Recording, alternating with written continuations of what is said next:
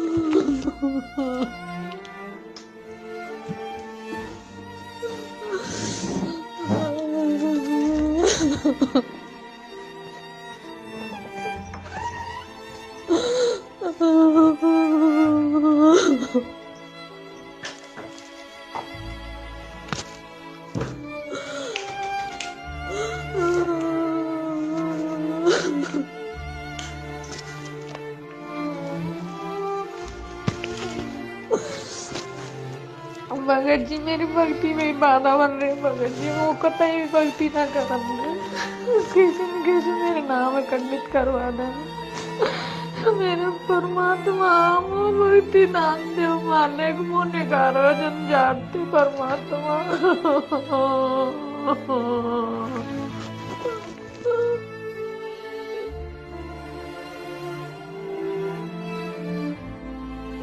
बंदी छोड़ सतगुरु रामपाल जी महाराज जी की जय हो। परमात्मा की सभी प्यारी आत्माओं को मुझ पवन दास का सत्साहिब। सत्साहिब गीता बहन, आप पलवल हरियाणा से हैं और आपने जो ऑडियो के माध्यम से अपना दुख, अपनी व्यथा इस दास को अपना भाई समझते हुए बताई है, उसके लिए दास आपका धन्यवाद करता है।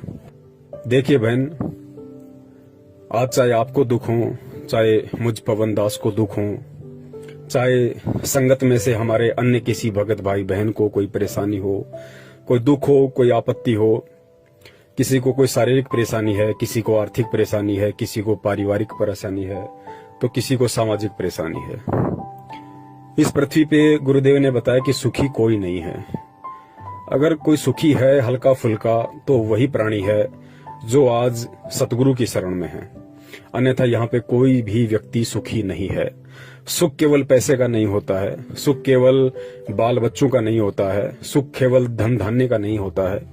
सबसे बड़ा सुख गुरुदेव ने आत्मिक सुख बताया कि जब आपकी आत्मा इस बात से संतुष्ट हो जाए और एक जगह स्थिर हो जाए कि अब मेरा मोक्ष निश्चित है, मेरा उद्धार निश्चित है, वो सबसे बड़ा आत्मिक सुख है इंसान का। दुनिया का सबसे बड़ा सुख वही है, वरना चाहे कोई टाटा बन के बैठ जाए, अंबानी बन के बैठ जाए, उससे बड़ा दुखी इंसान पृथ्वी पे कोई नहीं है। और रही बात बहन आपकी समस्याओं की, तो बहन इन समस्याओं से निपटने का केवल एक ही माध्यम है और वो माध्यम है सतगुरु का ज्ञान। हमने हर स्थिति में, यदि हमने भक्ति मार्ग पे कदम रखा है तो हर स्थिति में हमने गुरुदेव के ज्ञान को आधार बनाकर चलना पड़ेगा। और जब हम गुरुदेव के ज्ञान को आधार बनाएंगे तो बहन हमें पता चलेगा कि आज हमारे इस जीवन रूपी सफर में जो भी विपत्तियां, परेशानियां, संकट, दुख, तकलीफ आ रही हैं, ये किसी और के कारण नहीं है, ये हमारे स्वयं के कारण है। हम स्वयं ही इसके लिए जिम्मेदार हैं। हो सकता है बहन आपने इस जन्म में किसी का बुरा नहीं किया हो, आपने किसी का बुरा नहीं चाहा हो, आपने मन कर्म वचन से किसी को कोई हानि या दुख नहीं पहुंचाया हो, लेकिन बहन आज वर्तमान में हमारे ऊपर जो दुख, आपत्ति और परेशानियां आ रही हैं, उनका मूल कारण केवल हमारे वर्तमान जीवन के कर्म कुकर्म ही नहीं है। बहन अनंत युगों से हम इस पृथ्वीलोक पे आए हुए हैं और अनंत युगों में हमने अनंत मानव जन्म प्राप्त भी किए हैं। और गुरुदेव ने बताया कि उन मानव जन्मों में तुमने ना जाने कितनों को बेवजह परेशान किया है, कितनों को तुमने बेवजह फांसियां तोड़ी है, राजा बनके, मंत्री, मुख्यमंत्री, प्रधानमंत्री बनके तुमने कितने कर्म कुकर्म किए हैं। तो आज बहन इस समय वो हमारे को भोगने पड़ रहे हैं। और दास ने पहले भी जिक्र किया था गुरुदेव के ज्ञान आधार से कि बहन जब कोई भी व्यक्ति पूर्ण परमेश्वर सतगुरु रामपाल जी महाराज जी की शरण ग्रहण करता है, उसके बाद बहन काल उस आत्मा के ऊपर विशेष तौर से हावी हो जाता है, क्योंकि काल को ये महसूस हो जाता है कि ये आत्मा अब मेरी हद से बाहर निकलने वाली है, बाहर निकलने की तैयारी कर रही है। तो काल विशेष रूप से उस आत्मा के ऊपर संचित कर्मों का दबाव बढ़ा देता है। संचित कर्म गुरुदेव ने बताया कि अनंत हमारे जो मानव जन्म रह चुके हैं, उन मानव जन्मों में हमने जितने भी कुकर्म किए हैं उसका कुछ थोड़ा सा प्रतिशत निकाल के काल हमें दोबारा से मानव जन्म देता है, पाप और पुण्य का प्रतिशत निकाल के। बाकी हमारे जो पाप कर्म बच जाते हैं वो काल अपने पास रख लेता है, उसको संचित कर्म कहते हैं। और उन पाप कर्मों का, उन हमारे संचित कर्मों का बहन गुरुदेव ने बताया कि बच्चों इतना ढेर लग रहा है जैसे सुमेरु पर्वत। सुमेरु देवताओं का पर्वत होता है, यहाँ के हिमालय पर्वत से अनंत गुना ज्यादा ऊंचा होता है, बड़ा होता है। तो इतना ढेर हमारे संचित कर्मों का काल के पास में सुरक्षित है। और काल उन संचित पाप कर्मों का दबाव प्राणी के ऊपर उस समय छोड़ता है जब ये प्राणी, जब ये आत्मा सतगुरु या किसी सच्चे संत की शरण ग्रहण कर लेती है, अपने आत्म कल्याण की ओर जब ये कदम बढ़ाने के लिए अग्रसर हो जाती है, तो काल भी विशेष तौर पर इस आत्मा के ऊपर उन सभी संचित कर्मों का दबाव बढ़ा देता है। तो इन सब बातों को बहन हमने ज्ञान आधार से समझना पड़ेगा, तभी हम ये भक्ति कर पाएंगे और तभी हम इस भक्ति सफर में हमारे ऊपर अपने ही कर्मों के जो कांटे हमें चुभते हैं हम उनसे निपट सकते हैं। अन्यथा हम भक्ति में या भगवान में दोष देख के या अपने आप को कोसते कोसते हम ऐसे ही मर जाएंगे, हम ऐसे ही भक्ति को छोड़ देंगे, इससे कोई फायदा नहीं होगा। और तीसरी बात बहन गुरुदेव ने बताई कि बच्चों यदि तुमने आम का बीज बोया है तो आम का फल भी तुम ही खाओगे, उसका आनंद भी तुम ही भोगोगे। लेकिन जब तक उस आम के बीज से पौधा बनेगा, पौधे से फिर पेड़ बनेगा, फिर उस पेड़ के आम लगेंगे, तब तक तुमने सावधानी भी उसकी पूरी रखनी पड़ेगी, मेहनत भी तुमने पूरी करनी पड़ेगी, आवारा पशुओं से उसकी सुरक्षा करनी पड़ेगी, उसको समय पे पानी देना पड़ेगा, समय पे उसको खाद देना पड़ेगा, तब जाके 5-6 वर्ष के बाद में वो पेड़ बनेगा और उसके आम लगेंगे और उन आम का जो आनंद है वो तुम ही भोगोगे। ठीक इसी प्रकार बहन ये जो पूर्ण परमेश्वर की भक्ति है ये एक आम रूपी बीज है। परमात्मा ने हमें अपनी शरण में लेके भक्ति रूपी बीज हमारे अंतःकरण में डाल दिया है। अब बहन जब तक ये बीज प्रफुल्लित नहीं होता है, जब तक ये पेड़ नहीं बनता है, तब तक जो भी संकट, जो भी परेशानियां, जो भी विपत्तियां आएंगी उनका बहन सामना भी हमने ही करना पड़ेगा, ज्ञान आधार से संघर्ष भी हमने ही करना पड़ेगा। क्योंकि आने वाले समय में आज परमात्मा ने जो आम रूपी भक्ति का पौधा हमारे अंतःकरण में बोया है बहन, उसका आनंद भी हम ही लेंगे। तो इन सब बातों को हमने गुरुदेव के ज्ञान आधार से समझना पड़ेगा। और बहन आज आपको चाहे आपका पति परेशान कर रहा है, देवर परेशान कर रहा है या जेठ परेशान कर रहा है, बहन इस परेशानी का मुख्य कारण हमारे आपसी ऋण संबंध हैं। देवर आपको बेवजह परेशान नहीं कर रहा, अन्य कोई व्यक्ति आपको बेवजह दुखी नहीं कर रहा है। जरूर किसी न किसी युग में, किसी न किसी जन्म में इसी तरह से हमने भी उनको परेशान किया है। रीजन कुछ भी हो सकता है। तो परमेश्वर ने बताया कि वही एक लेवा एक देवा दूतम, कोई किसी का पिता नहीं पूतम, ऋण संबंध जुड़ा एक नाता, अंत समय सब 12 बाटा। तो ये हमारे आपसी ऋण संबंध है बहन। और ये ऋण संबंध आप ये समझ लीजिए कि परमात्मा बहुत हल्के से काट रहा है, बहुत हल्के में करके परमात्मा इन दुखों का निवारण कर रहा है। और हल्के में भी यदि हमें परेशानी आ रही है, हल्के में भी यदि हम ये सोच रहे हैं कि बहुत दुख है, तो बहन कहीं न कहीं हमारे अंदर ही कमी है कि हम परमात्मा के ज्ञान को अभी अच्छे से समझ नहीं पाए हैं। वरना गुरुदेव ने तो स्पष्ट खोल के बोल दिया कि बच्चों नाम सहित बेवतन भला जो दर दर मांगे भीखा, और क्या हुआ छत्र की छाया चाले यो राजपाट धेली का। गुरुदेव ने यहाँ तक बोल दिया कि इस भक्ति मार्ग में आने के बाद, इस परमात्मा की शरण ग्रहण करने के बाद और इस नाम को सुरक्षित रखने के लिए, इस भक्ति पे लगे रहने के लिए, यदि तुमने हाथ में कटोरा लेकर दर दर जाकर भीख भी मांगनी पड़ जाए तो भी शुक्र मनाना कि हमारी भक्ति सुरक्षित है। और चौथी बात बहन, लगभग 1 वर्ष पहले आपने मुझ दास से संपर्क किया था हमारे वीडियो देखकर। आपको सच्चाई समझ में आई, क्योंकि आप 2008 से जुड़ी हुई हैं, काफी समय से आप परमात्मा की संगति कर रही हैं। आपको हमारे वीडियो देखकर सच्चाई लगी तो आपने हमारे से संपर्क किया, और संपर्क करने के बाद में काफी आपके अंदर दृढ़ता आई थी, क्योंकि जो सच होता है वो इंसान को मजबूती देता है, इंसान को भक्ति मार्ग पे दृढ़ता देता है। लगभग 3-4 महीने तक आप जी दृढ़ता से भक्ति कर रही थी। काफी लोगों के आपके पास में फोन आ रहे थे। हरियाणा के स्टेट कोऑर्डिनेटर अमन का भी आपके पास फोन आया, संजीव हुड्डा का भी आपके पास फोन आया, आपको धमकाने की उन्होंने कोशिश की, लेकिन आपने ज्ञान आधार से उनका मुकाबला किया और आपने दास को उनकी कॉल रिकॉर्डिंग भेजी। लेकिन बहन, अब ऐसा क्या हो गया कि आप अपने ही परिवार वालों से संघर्ष नहीं कर पा रही, जबकि आपने उन बड़े बड़े गुंडों का सामना किया। बहन, इसका कारण ये है कि उसके बाद में फिर से आप विचलित हो गई।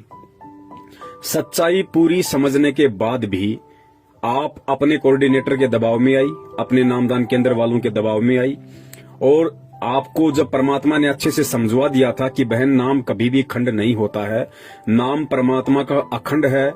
हम रोज नित्य नियम पढ़ते हैं, फिर उसमें आगे जो मंत्र आते हैं हम वो पढ़ते हैं, जिसमें एक जगह आता है कि अचल अभंगी मंत्र। अचल अभंगी का मतलब होता है जो कभी भंग ना हो, जो कभी खंड ना हो। और परमेश्वर की वाणी है कि साहिब का नाम अखंड है और सकल सब खंड। ये सारी सच्चाई आपको पता होने के बाद भी बहन, आप फिर से अपने नामदान संचालक के दबाव में आई और आपने अपना नाम शुद्ध करवाया कि मैं अब सत्सेवकों के संपर्क में दोबारा नहीं आऊंगी और मैं अपना नाम शुद्ध करवा के भक्ति करूंगी। उसके बाद से बहन, आपके अंदर ऐसा क्या हुआ कि आज आप अपने परिवार वालों का भी सामना नहीं कर पा रही। रीजन ये है कि परमेश्वर की वाणी है कि जानबूझ सांची तज करे झूठे से ने, जाकी संगति है प्रभु सौपन में भी ना दे। बहन, पूरी सच्चाई से परिचित होने के बाद भी आपने सत्य का साथ छोड़ा, आपने सत्सेवकों की संगति छोड़ी, तो बहन काल का फिर से आपके ऊपर दबाव बढ़ा, क्योंकि परमात्मा ने अपना पंजा आपके ऊपर से हटाया। और परमात्मा ने अपना पंजा हटाया तो फिर काल के संचित पाप कर्मों का दबाव फिर से आपके ऊपर बढ़ने लगा। वरना वो ऑडियो आज भी दास के पास आपकी सुरक्षित है कि कितनी सूरवीरता के साथ आपने हरियाणा के स्टेट कोऑर्डिनेटर को जवाब दिया और आपने उत्तर प्रदेश के स्टेट कोऑर्डिनेटर संजीव हुड्डा को जवाब दिया, और आज आप रो रही हैं केवल अपने ही परिवार वालों के दबाव के कारण। बहन, परमात्मा 2 स्थिति में अपने भगत की रक्षा करता है। पहली स्थिति तो वो है जो भगत बेचारा नादान होता है, भोला होता है, सच्चाई से परिचित नहीं होता है, तो परमेश्वर उसके विषय में कहते हैं कि शरण पड़े को गुरु संभाले, जान के बालक भोला रे, कहे कबीर तुम चरण चित राखो, ज्यों सुई में डोरा रे। जो अनजान भगत होता है, नादान भगत होता है, भोला होता है, उसको परमात्मा हर संकट से, हर विपत्ति से उसको बचाता है, क्योंकि वो अभी पूरी तरह सत्य से परिचित नहीं है। और दूसरी स्थिति में परमात्मा उस भगत की रक्षा करता है जो भगत परमात्मा के सत्संगों को आधार बनाकर, ज्ञान को अपने अंतःकरण में उतार कर, जो बिल्कुल दृढ़ हो जाता है कि चाहे दुनिया की कितनी बड़ी से बड़ी विपत्ति क्यों ना आ जाए, चाहे घर वाले मुझे घर से क्यों ना निकाल दें, चाहे देश का राजा मुझे देश निकाला क्यों ना देते, लेकिन ये परमात्मा की भक्ति में नहीं त्याग सकता। जैसे मंसूर का परमात्मा ने उदाहरण दिया। राजा के आदेश से धर्म गुरुओं ने मंसूर जी को खंबे से बांधकर उनके दोनों हाथ काट दिए, उनकी गर्दन काट दी। फिर भी मंसूर जी अनल हक ही करते रहे, जो मंत्र उनको परमात्मा ने समस्त वेद ऋषि के रूप में आके दिया था।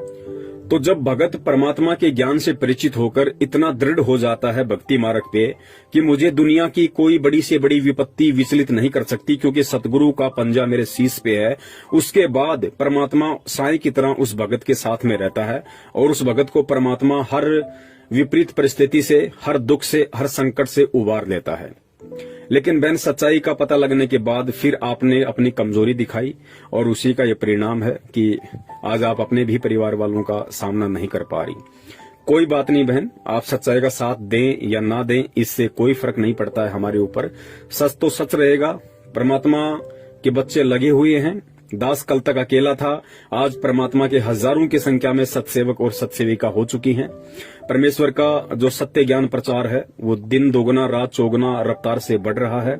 मीरा का उदाहरण दिया बहन गुरुदेव ने। मीरा जी का उदाहरण केवल इसीलिए दिया था क्योंकि जो माता बहनें छोटी छोटी बातों को लेके, छोटी छोटी परेशानियों को लेके सतलोक आश्रम बरवाला में, करोथा में परमात्मा को दर्शनों के समय अरदास लगाया करती थी, उनके आगे रो दिया करती थी कि परमात्मा बेटा भक्ति नहीं करने दे रहा, परमात्मा पति भक्ति नहीं करने दे रहा है, सारे परिवार वाले मेरे विरोध में आ गए, जबरदस्ती मेरे से देवी देवता पुजवाते हैं। तो परमात्मा ने मीराबाई की कथा हमें इसीलिए सुनाई थी कि उन पुण्यात्माओं को दृढ़ता मिले।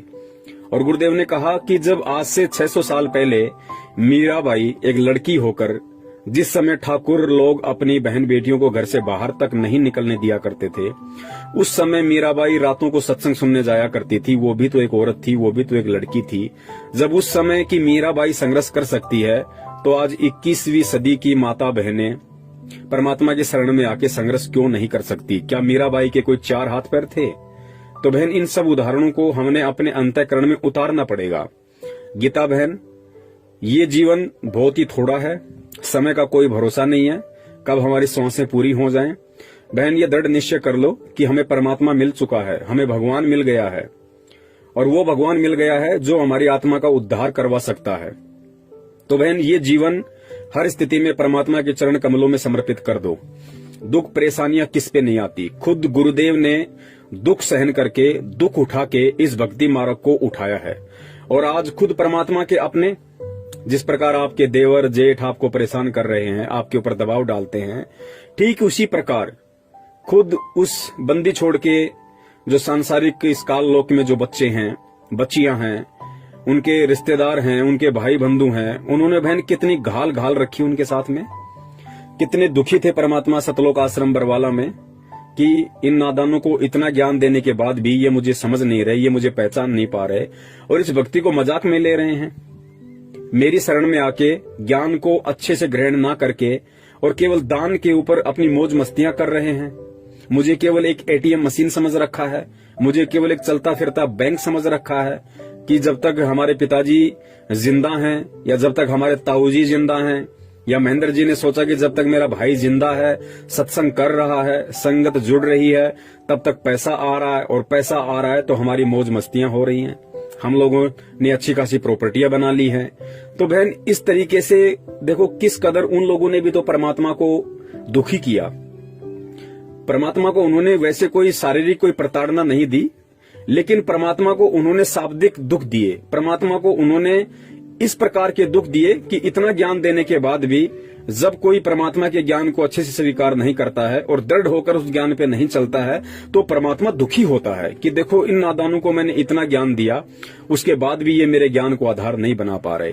जिस प्रकार एक बाप अपने बच्चे को 18-20 साल तक उसको पढ़ाता है, उसकी परवरिश करता है, उसकी हर इच्छाओं की पूर्ति करता है, उसके बाद भी वो बच्चा अपने गलत दोस्तों की संगति में पड़ के शराब पीने लग जाता है या अन्य कोई कुकर्म करने लग जाता है, माता बहनों पे गलत कुदृष्टि डालने लग जाता है, और जब पिता के सामने वो बातें आती हैं तो वो पिता कितना दुखी होता है। ठीक यही स्थिति भक्ति मार्ग में सदगुरु रामपाल जी महाराज जी की थी कि इतना ज्ञान देने के बाद में, आत्म कल्याण का मार्ग अपनाने के बाद भी इन जीवात्माओं को अभी तक इतना भी समझ में नहीं आया कि मैं यहाँ पे क्यों आया हूँ और मैं कौन हूँ। तो परमात्मा दुखी होता है बहन, और आज 90% संगत उस परमात्मा को दुखी कर रही है, उस परमात्मा को परेशान कर रही है। सतलोक आश्रम मैनेजमेंट हरियाणा के पीछे अंधी होकर लगकर, उनके मनवश आदेशों की पालना करके, घटिया राजनीति करके, आरक्षण बाजियां करके। तो बहन हमने हर स्थिति में परमात्मा के ज्ञान को आधार बनाना पड़ेगा। और परमात्मा ने जो कथाएं हमारे को मंसूर जी, मीराबाई की सुनाई है बहन, वो मनोरंजन के लिए नहीं सुनाई थी। आज आपके ऊपर जो दुख आ रहे हैं, आपत्ति आ रही है, या कल को मेरे ऊपर आएंगे या आ चुके हैं या किसी और पे आएंगे, उस समय उन लोगों ने परमात्मा के उन सत्संगों को आधार बनाना पड़ेगा, उन कथाओं को अपने अंतःकरण में उतारना पड़ेगा। खाली सुनने से बात नहीं बनेगी कि जब मीराबाई संघर्ष करती तो हम क्यों नहीं कर सकते। और जब भगत संघर्ष करने के लिए तैयार हो जाता है तो बहन फिर परमात्मा पीठ पीछे खड़ा है, परमात्मा दूर नहीं है। खुद मालिक की वाणी है, जय तू चाले एक कदम मैं चालूं कदम 60, कि हे पुण्यात्मा तू इस भक्ति मार्ग पे दृढ़ता के साथ संघर्ष करते हुए तू एक कदम रख के तो देख, मैं तेरे से 60 कदम आगे चलूंगा तेरे संकटों का निवारण करने के लिए। जय तू चाले एक कदम मैं चालूं कदम 60, और जय तू हो जा काठ का मैं हो जाऊं लोहे की लाठ। काठ होती है लकड़ी और लोहे की लाठ होती है लोहा। परमात्मा कहते हैं यदि तू लकड़ी के जितना भी मजबूत हो जाएगा तो मैं लोहे की तरह मजबूत होकर तेरे पीछे खड़ा रहूंगा। तो बहन संघर्ष आपने स्वयं करना पड़ेगा और परमात्मा के ज्ञान को आधार बना के करना पड़ेगा। और इसके अलावा बहन जरूरी नहीं कि आप अपने घर पे मोबाइल में जोर जोर से चला के आरती करो या आप लोग बोल बोल के मंत्र करो जिससे आपके परिवार वालों को दिक्कत हो, परेशानी हो। जरूरी नहीं कि आप अपने घर में दीपक जलाओ, ज्योति जलाओ यदि आपके परिवार वालों को उससे परेशानी है तो। बहन ये परमात्मा की जो भक्ति है ये बहुत ही सहज है और इस भक्ति मार्ग में परमात्मा सबसे पहले भाव देखता है, भाव के बाद में परमात्मा बाहर की क्रिया देखता है। यदि आपके ऊपर ऐसी कोई विशेष विपत्तियां हैं, ऐसी विशेष परिस्थितियां यदि आपके साथ में है कि जब आप आरती करती हो, मंत्र करती हो, सत्संग सुनती हो घर में, तो आपके परिवार वालों को आपत्ति है, ऑब्जेक्शन है, तो बहन परमात्मा ने बताया कि आप ऊंची आवाज में सत्संग मत सुनिए, आप ऊंची आवाज में मंत्र मत कीजिए, आप ऊंची आवाज में सत्संग मत सुनिए। आपको सत्संग सुनने हैं, आप रात को सोती हो, रात को तो परिवार वाले परेशान नहीं करेंगे, आप अपने कान में मोबाइल के माध्यम से लीड लगाकर आधी घंटा परमात्मा का सत्संग सुन लो, 1 घंटा परमात्मा का सत्संग सुन लो। परिवार का कोई सदस्य नहीं है उस समय आप अपने मोबाइल में सत्संग सुन सकती हैं। मंत्र जाप कोई जरूरी नहीं कि हम इसको बैठ के करें या लोगों को सुना के करें। मंत्र जाप हम मन ही मन में कर सकते हैं, किसी को मालूम भी नहीं पड़ेगा कि ये मंत्र कर रही है या किसी और का चिंतन कर रही है। तो बहन ये बहुत सारी विधियां हैं। रही बात आरती की, तो बहन जी आरती भी हम किसी भी प्रकार से हम कर सकते हैं। हम उठते बैठते खाते पीते कैसे भी रात को सोते हुए यदि ऐसी समस्या है तो हम कैसे भी परमात्मा की आरती कर सकते हैं। इसमें कोई एक जगह कोई पद्मासन लगा के बैठने की आवश्यकता नहीं है। यदि आपके घर वालों को आपके दीपक लगाने से, परमात्मा की ज्योतबत्ती लगाने से आपत्ति है तो बहन जी मत लगाइए। आप अपने अंतःकरण में परमात्मा का दीपक जलाइए, परमात्मा की ज्योति जलाइए। और अंतःकरण में परमात्मा का दीपक और ज्योति जलाने का मतलब है कि हम परमात्मा की शरण में बने रहें, हम परमात्मा को अपना परमेश्वर मानते रहें, हम उनको अपना पति परमेश्वर के रूप में स्वीकार किए रहें। यही सबसे बड़ी ज्योति अपने हृदय में उस परमात्मा के प्रति है। तो ये बहुत सहज भक्ति मार्ग है, किसी को मालूम ही नहीं पड़ेगा कि आप भक्ति कर रही हो या नहीं कर रही हो। इसके अलावा यदि आपको देवी देवताओं की पूजा पाठ के लिए या अन्य किसी धार्मिक अनुष्ठान वगैरह में शामिल होने के लिए दबाव डालते हैं तो बहन फिर ये आपके अपने व्यक्तिगत विचार होंगे, ये आपके अपने ज्ञान आधार को समझ के आप कितना संघर्ष कर पाओगी, कितना नहीं कर पाओगी, ये उसके ऊपर डिपेंड करता है, निर्भर करता है। मजबूरी में चाहे आपको कोई जहर पिला दे बहन, उसका दोष आपके ऊपर नहीं है। यदि आपकी इच्छा बिल्कुल भी किसी धार्मिक अनुष्ठान में शामिल होने की नहीं है, यदि आपकी इच्छा बिल्कुल भी किसी देवी देवताओं को प्रणाम या धोख लगाने की नहीं है और जबरदस्ती यदि आपसे ऐसा कोई करवाता है तो बहन वो दोष आपको फिर नहीं है, क्योंकि आपके अंदर वो इच्छा नहीं है। और परमात्मा अंतर्यामी है, परमात्मा हर स्थिति से वाकिफ है, वो जान रहा है, पहचान रहा है कि मेरे बच्चे के हृदय में क्या है। और बाहर लोग दिखावे के लिए या ज्ञान को आधार ना बना पाने के कारण, लोगों का दबाव ना सहन करने के चलते ये जो इन क्रियाओं को कर रही है तो ये बाहरी मन से कर रही है या फिर इसके अंदर इन क्रियाओं को करने की कोई जिज्ञासा है। ये सारी बातें परमात्मा जानता है। तो ऐसी स्थिति में बहन दोष हमें नहीं लगता, दोष फिर उन व्यक्तियों को लगता है जो व्यक्ति उन क्रियाओं को करवाने के लिए हमारे ऊपर दबाव डाल रहे हैं। तो बहन आराम से ये भक्ति आप कर सकती हो, ऐसी कोई बात नहीं है। चाहे आपका जेठ आपको परेशान करे, आपका देवर परेशान करे, आपका पति परेशान करे, आप हर स्थिति में परमात्मा की भक्ति को कर सकती हैं। जरूरी नहीं है कि हम उनके सामने भक्ति करें, हम भक्ति का दिखावा करें। हम अपने मन ही मन में भक्ति कर सकते हैं।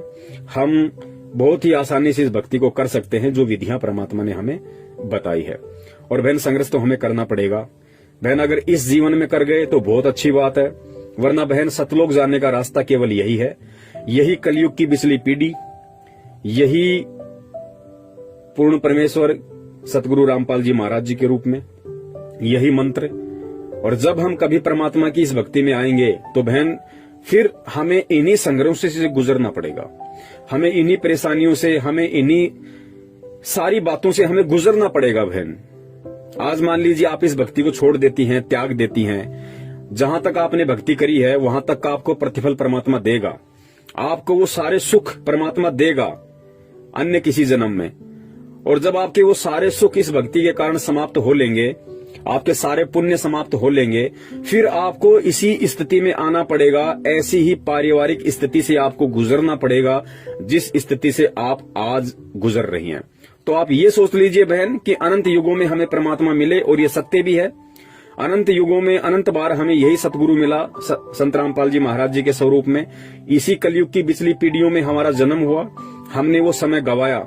तो बहन आप सोच लीजिए कि जो गलतियां मैंने पिछले युगों में कर दी, जो गलतियां मैंने पिछले जन्मों में कर दी, वो गलतियां आज मैं नहीं करूंगी। चाहे मेरे ऊपर परिवार का दबाव पड़े, चाहे समाज का दबाव पड़े, चाहे मेरे पति का दबाव पड़े, हर स्थिति में मैं अपने दिल से अपने परमात्मा को बाहर निकलने नहीं दूंगी।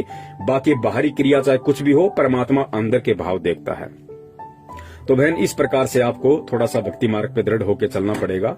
और आप कह रही हैं कि हे गुरुदेव आप जल्दी आओ, अपने बच्चों को संभालो। बहन ऐसा नहीं होता है इस भक्ति में। कल को जब गुरुजी आ जाएंगे और तो फिर क्या आपका देवर आपको परेशान नहीं करेगा?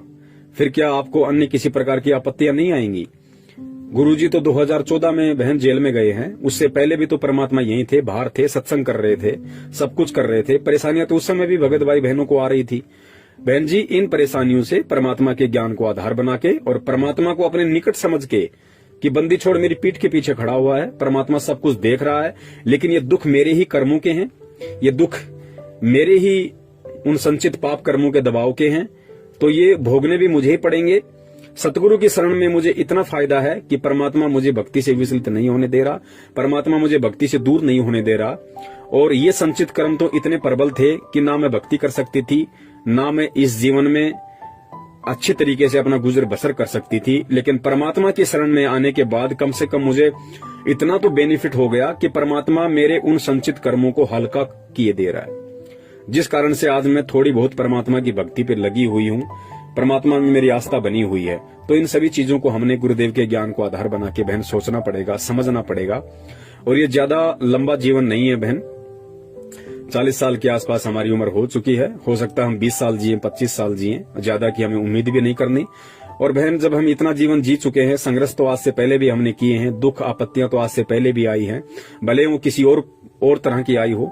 तो बहन ये 15-20 साल का जीवन है, आंख बंद करके हम परमात्मा के चरणों में अपने आप को समर्पित कर दें कि परमात्मा देखा जाएगा, जो होगा सो होगा। आज अगर जेठ और देवर के दबाव में आके आपकी भक्ति को छोड़ती हूं, तो परमात्मा कल को पता नहीं है काल कैसे कैसे देवर और जेठ बैठा देगा, जो मुझे आपका नाम तक सुनना भी मतलब नसीब नहीं होगा। तो संघर्ष कर लो बहन, और संघर्ष परमात्मा के ज्ञान से होगा, परमात्मा से प्रार्थना करते रहने से होगा। आप जी बंदी छोड़ से प्रार्थना करते रहिए कि हे परमपिता परमेश्वर, मेरा जीवन आप जी के चरण कमलों में समर्पित है। परमात्मा चाहे आप इस दासी को सुख में रखो चाहे दुखों में रखो परमात्मा, लेकिन इतनी दया बनाए रखना कि मुझे अपने चरण कमलों से दूर ना करना। फिर परमात्मा बहन संभाल लेता है। आपका जेठ आपका देवर वो भी परमात्मा के बच्चे हैं, काल की भांग अधिक है, ये एक बात अलग है।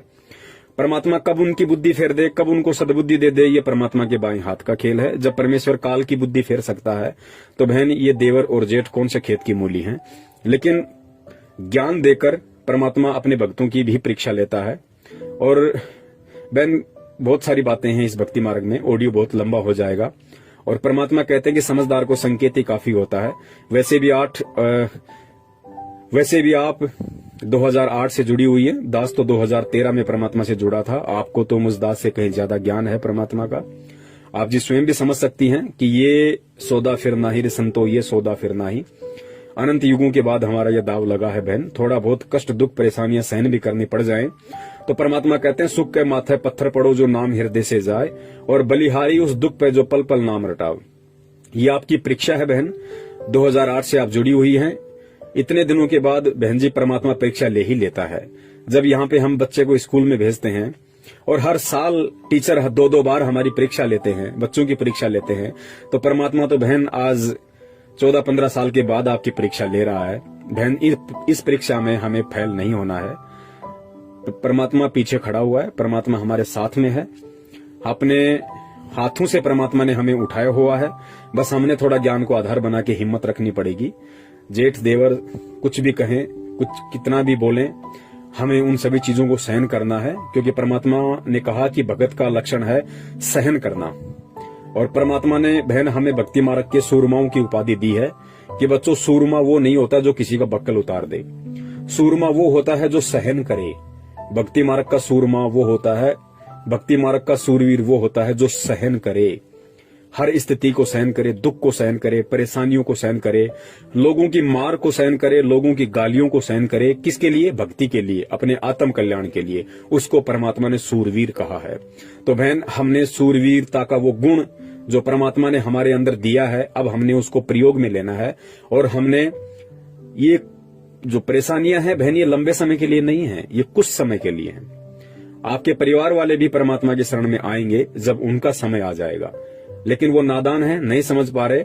तब तक हमने नीची गर्दन करके हर किसी की वाणी को, हर किसी की मार को हमने सहन करना है और बंदी छोड़ के नाम पे बहन लगे रहना है। भगत कभी किसी के प्रति उल्टा हाथ नहीं करता है, भगत किसी को उल्टी जुबान से नहीं बोलता है। अगर हमने उल्टा हाथ कर दिया, यदि हमने 2 गालियां उनको दे दी, लड़ने झगड़ने लग गए, बहन परमात्मा 1% भी सपोर्ट नहीं करेगा। ये परमेश्वर का विधान है। अगर प्रहलाद ने अगर अपने बाप के खिलाफ अगर मन कर्म वचन से कुछ भी बोल दिया होता, या हाथ में लेके डंडा वो भी खड़ा हो गया होता कि मार मुझे कैसे मारता है, तो परमात्मा नरसिंह रूप धारण करके नहीं आता। परमात्मा यही कहता कि बेटा, ये डंडा ही तेरा भगवान है, तूने डंडे को ही आधार बनाया है, तो अब ये डंडा ही तेरा रक्षा करेगा।